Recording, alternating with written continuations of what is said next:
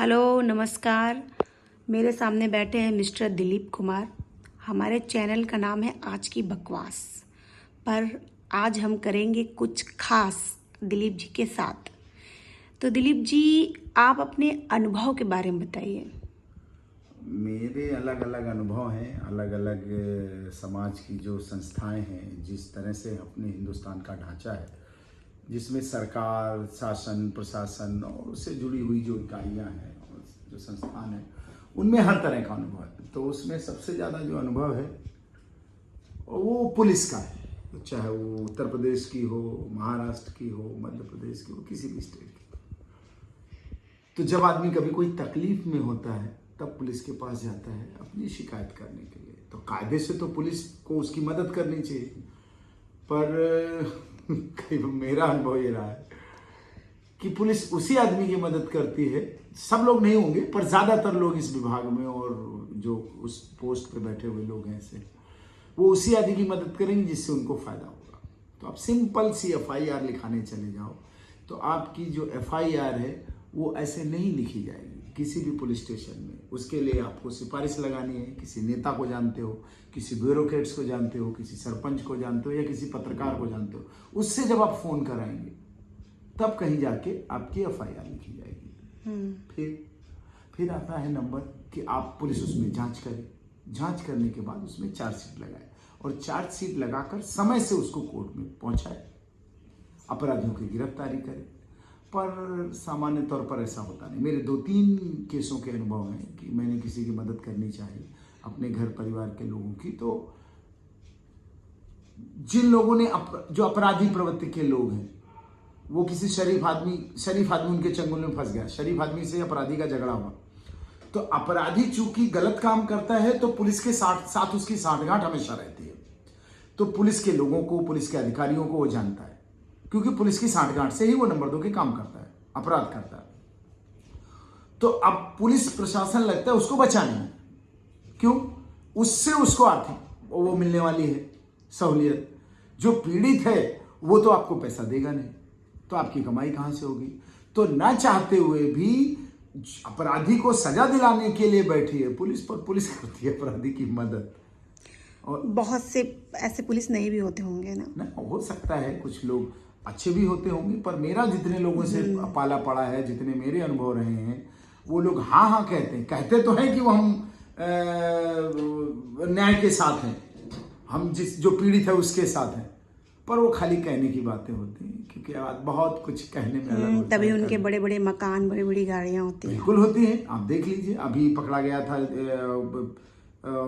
बनारस के पास चंदौली करके एक जगह है जहाँ पे एक बाबू RTO का पकड़ा गया था। उसके और मतलब कई करोड़ की संपत्ति उसके पास पकड़ी गई। सामान्य सी तनख्वाह है तुम्हारी, अगर बाबू 25,000, 50,000, लाख रुपए, उससे आप 30 साल की नौकरी में कितना बना लोगे? उसमें भी बहुत सारे खर्चे होते हैं। करोड़ की संपत्ति आपके पास कहाँ से आती है? ऐसे आती है। पुलिस का एक काम बहुत अच्छा होता है, अगर आप चौराहे पे खड़े हैं पुलिस चेकिंग में या आपने कहीं गाड़ी पार्क कर दी है, तो हिंदुस्तान का सबसे तेज प्रशासन काम करने वाला ये विभाग है कि आपकी गाड़ी तुरंत टोचिंग होकर चली जाएगी।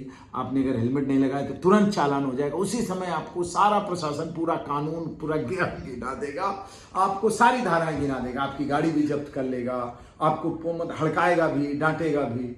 और अगर कहीं कोई बड़ा अपराधी है और जिसने बड़ा अपराध किया है तो फिर उसकी मदद में खड़े हो जाते हैं। बिल्कुल सही बात। इसके बाद भी क्या होता है कि इसमें बड़ी लंबी प्रक्रिया होती है कि पुलिस को अब जांच करनी है। आप किसी से भी फोन करा लो, कोई भी आदमी फोन करेगा, कहेगा भाई उचित कार्रवाई करके हमको अवगत कराएं, देखिए जो उसमें उचित हो। तो वही आदमी जब न्याय करने के लिए वहां पे बैठा है तो वही तय करेगा उचित कौन है, अनुचित कौन है। तो उचित को अनुचित और अनुचित को उचित करने में उसको कितनी देर लगने वाली? वो अपनी रिपोर्ट लगा के भेज देगा। आप चिल्लाते रहिए कि नहीं हमारे साथ अन्याय हुआ है, हम अब ये ऐसा नहीं वैसा है। आपको अपराधी नहीं पकड़ पाएगी पुलिस, और सब उसकी जानकारी में होगा। एक मेरी जानकारी में एक केस है, पुलिस उसमें अपराधी नहीं पकड़ पा रही, 6 महीने हो गए, एक भी अपराधी नहीं पकड़ पा रही। और कहते हैं हमारे पास STF है, हमारे पास खुफिया तंत्र है, हमारे पास मुखबिर है, हमारे पास सर्विलांस है, हमारे पास सब कुछ टेक्नोलॉजी है आज के युग में, और इसके बाद भी उनको 6-6 महीने हो गए, जिसमें महिलाएं हैं, बच्चे हैं, सब हैं, और उनका पता नहीं लगा पा रहा। मुखबिर खुद अपराधियों को बता देता है ना कि तुम लोग निकलो यहाँ से।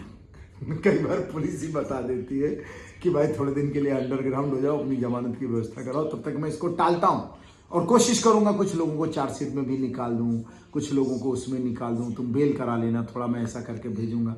तो आप इस तरह से, तो ये हमारे यहाँ का सिस्टम है जो मेरे अनुभव में बहुत कटु है।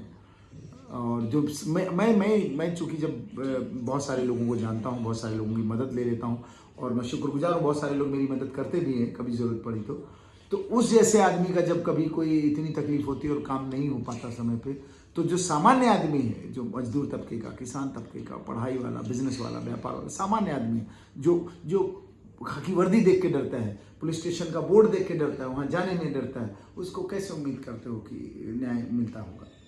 सब पावर का गेम है, सारा गेम पावर का है, पावर और पैसा। तो जहाँ से उनको मिलता है वो उधर ही झुक जाते हैं। सामान्य सी बात है, ये बड़ी कड़वी बात है, लोगों को बुरी भी लगेगी, लेकिन मेरा अनुभव है। हो सकता है बहुत सारे लोग कहते हो कि नहीं हमारे तो घर में फलाने हैं, मेरे घर में खुद मेरे ससुर साहब पुलिस में, मेरे साड़ू साहब पुलिस में। हाँ, तभी उनके एक छोटा सा मकान और एक प्रिया स्कूटर गाड़ी थी, बस, और कुछ नहीं। तो मेरा उनसे कोई बुराई नहीं, मेरे बहुत सारे मित्र भी हैं, लेकिन मेरे अपने अनुभव जो है बहुत बहुत बहुत खराब है। आज तो मैं एक विषय पे बात करूंगा, फिर मेरे कोर्ट कचहरी के विषय से बहुत सारे अनुभवों से मेरा मन बहुत भरा पड़ा है। तो मैं अपने अनुभव, तो जो भी मन में ये जो लोग धारणा बनाए बैठे हैं कि भैया ये सब सामान्य जन के लिए, जो न्याय व्यवस्था, कानून व्यवस्था, पुलिस प्रशासन, जो जुडिशरी, कुछ भी, तो सबके लिए सामान्य, वो खाली कहने की बातें हैं और वो खाली सुनने की बातें, किताबी बातें हैं। प्रैक्टिकल कुछ और ही होता है, और जो प्रैक्टिकल होता, अगर ऐसा ना होता तो लाखों, मतलब आधे से अधिक निर्दोष लोग जेलों में सड़ रहे हैं और भरे हुए हैं। मुलजिम बाहर है जी, जो अपराधी लोग हैं, अपराधी बाहर है, वो बाद में टिकट पा जाते हैं, चुनाव लड़ जाते हैं, नेता बन जाते हैं, सबसे ज्यादा पावर, और फिर इसके बाद सब वही लोग उनके आगे पीछे घूमते हैं। तो ये सिस्टम है, ये कड़वा सत्य है और ये हमको स्वीकार करना चाहिए। और इसमें बदलाव कैसे होगा, ये हमको और आपको सोचनी और समझने की जरूरत है। चलिए, थैंक यू दिलीप जी, हम लोग फिर आपके अनुभव सुनेंगे। बाय जी, थैंक यू।